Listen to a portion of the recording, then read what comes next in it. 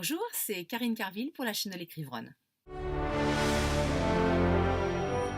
Aujourd'hui, on va parler du challenge du mois de la fantaisie et je vais vous montrer comment dans mon Bujo je tiens ma médiathèque à jour. Alors, dans le cadre du challenge du mois de la fantaisie, si vous ne savez plus ce que c'est, je vous mets la petite description. J'ai lu en premier donc Le Donjon de Nahulbuck, qui est donc un roman de John Lang, aux éditions J'ai lu, donc un petit livre poche. Que vous dire dessus? D'abord que c'est un roman de fantaisie parodique.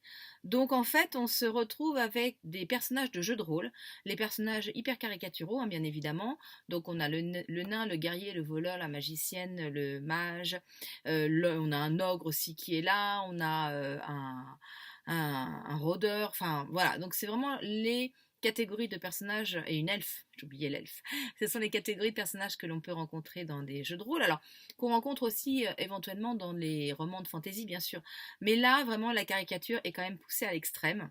Et les presque 500 pages, puisqu'il y a 493 pages de lecture pure avant d'avoir un petit glossaire à la fin, parce que c'est quand même beaucoup plus drôle aussi comme ça, se déroule donc lors d'une quête. C'est la première quête, donc ça veut dire que tous ces personnages sont de niveau 1, et là aussi on retrouve comment dire, le déroulement d'un jeu de rôle avec ces personnages qui sont donc des débutants, qui ne peuvent pas s'équiper avec l'armement qu'ils souhaiteraient, même si des fois ils voient des choses absolument magnifiques, mais voilà, ils peuvent pas.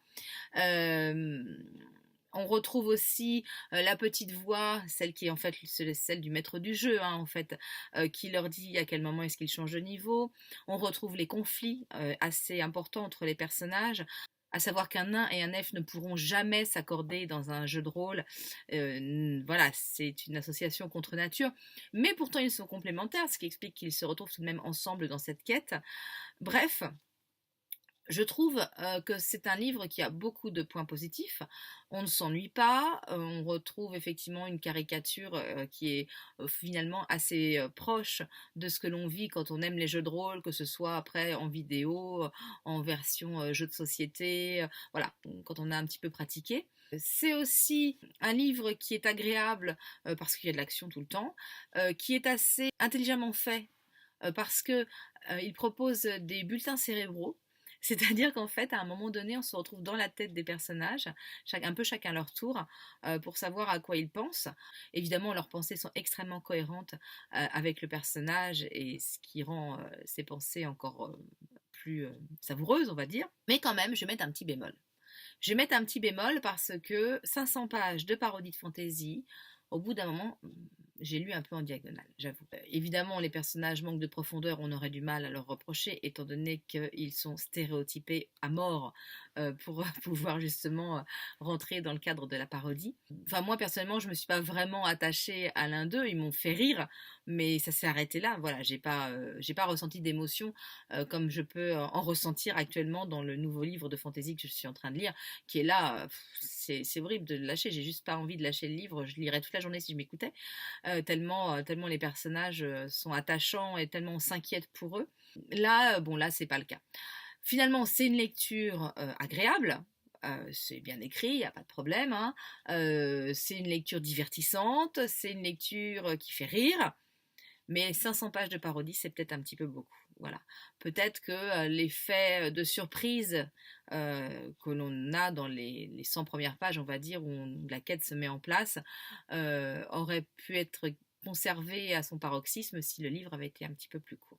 D'autant plus qu'à l'aventure compagnon, il me semble que ce sous-titre annonce en fait d'autres livres, puisque on a en Donjon de Nahulbuck toujours la couette de l'oubli, l'orbe de Xarax, le conseil de Suac.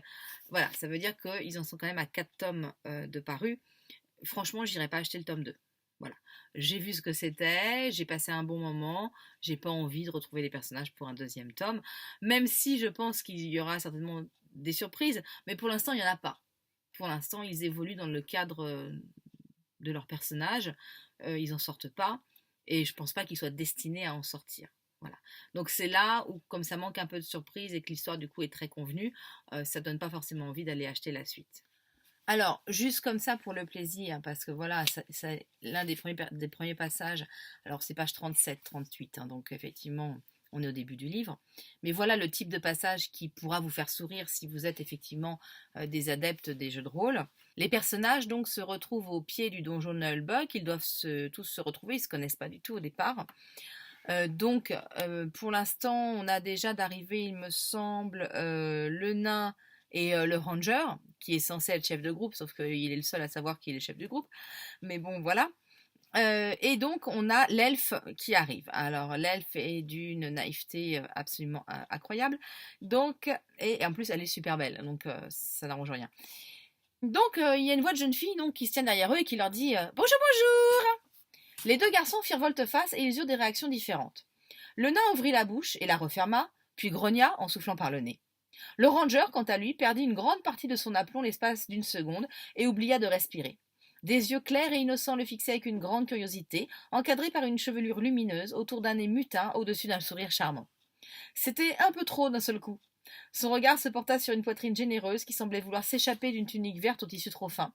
Il entrevit les hanches voluptueuses, l'arc et le carquois, les bijoux en forme de myrtille, puis il nota les oreilles pointues.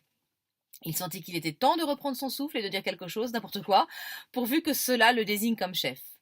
Hé, voilà l'elfe. Et celle-ci agita la main. Eh ouais, c'est moi. Puis elle se pencha vers le nain et ajouta. Oh, mais qui est ce petit personnage? Je suis un nain, connasse. Le furieux Nabo avait reculé d'un pas et affiché une expression dégoûtée. De son côté, l'archère en fit de même, comme si elle avait été repoussée par un mur magique sentant la sueur. Un nain? Mais quelle horreur! Mais ta gueule! Et ils commencèrent immédiatement un concours d'insultes, lâchèrent des quantités de mots finissant par as ou ar, inventèrent même des expressions inconnues des humains, et laissèrent le rangeur bouche bée. Voilà, un petit peu la teneur, on va dire, la teneur du livre, alors qui prête à sourire bien évidemment, les situations sont cocasses, mais bon, voilà, je vous dis, j'irai pas chercher le tome 2. Cependant, comme je suis bougeoteuse, je vais garder une trace de ce livre dans mon bougeot et je vais vous montrer ça immédiatement. Salut! On se retrouve dans mon Bujofax et aujourd'hui on va mettre le donjon de Nullbuck dedans. Ouais, vous avez vu, je me suis fait les ongles et c'est quand même vachement plus joli d'avoir mon pouce comme ça, non? Mais bon, allez, venez, on va dans mon Bujo, donc dans l'intercalaire où il y a mes séries et mes livres.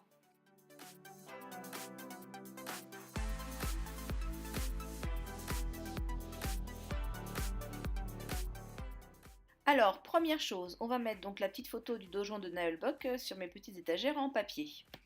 Donc je vais chercher dans ma pochette la vignette du donjon de Nullbuck. Normalement, j'imprime toujours plusieurs vignettes à l'avance quand je fais des achats de livres ou de films, de manière à voir tout sur une même page et à ne pas trop dépenser d'encre et de papier. Donc on revient dans ma médiathèque, là où j'ai le donjon de Nullbuck avec les autres livres, et on va le découper et le coller donc juste à côté.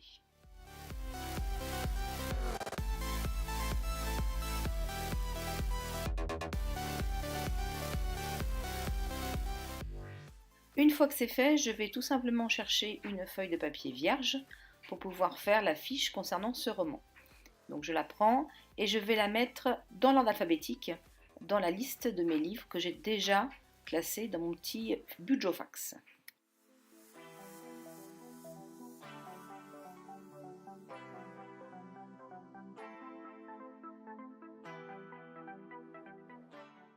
Le plus délicat pour moi reste à venir, je ne sais pas très bien dessiner, je ne fais pas vraiment de calligraphie, et pourtant j'essaie toujours de faire un titre à peu près correct sur mes fiches, donc cela demande un petit peu de crayon papier et un peu d'application et de temps. Évidemment, je vous mets en accéléré pour que vous ne peigniez pas pendant 20 minutes.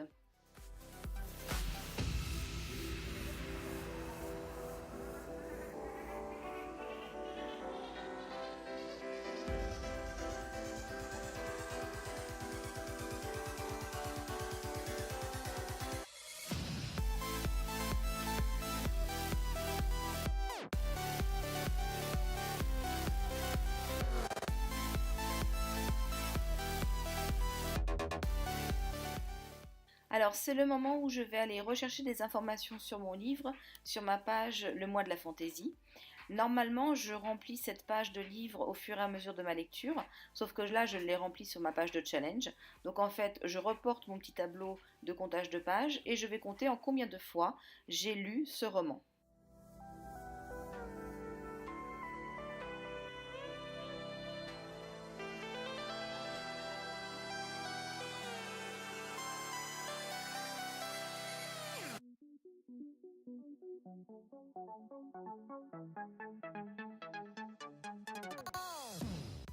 Il est temps pour moi de laisser un avis très succinct sur le roman.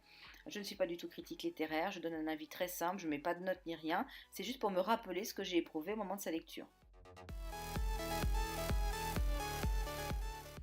Voilà, cette petite page est terminée. Comme toutes les autres dans mon Bujofax, elle me permettra de me rappeler les livres que j'ai lus. Et moi, je vous dis au revoir.